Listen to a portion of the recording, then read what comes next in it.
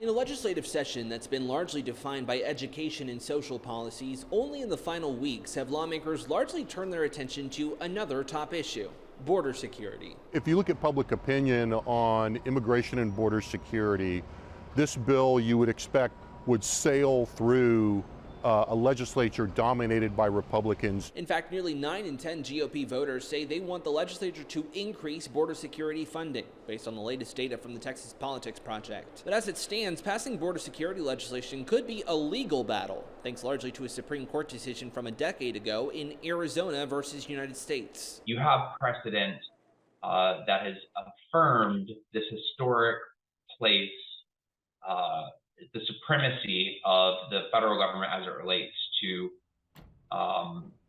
federal immigration enforcement. Earlier in the session, Attorney General Ken Paxton, the state's top law enforcer, told lawmakers he wanted the legislature to pass a bill expressly designed to challenge the Supreme Court. Test it and find out where the court is and what the parameters of that decision are. House Bill 7, a sweeping border security bill, could do that, establishing judicial overhauls for prosecuting crimes on or near the border. But perhaps even more significant, it creates provisions for establishing the state's own border protection unit, effectively becoming a Texas version of Border Patrol, which responds to the federal government. So are we trying to reverse Arizona v.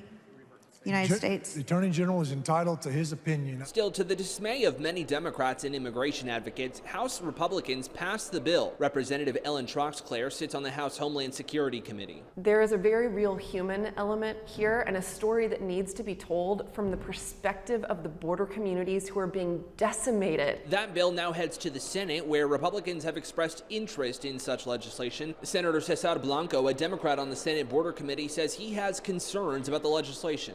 I think it's a step in the wrong direction. The responsibility of the border enforcement is the federal government.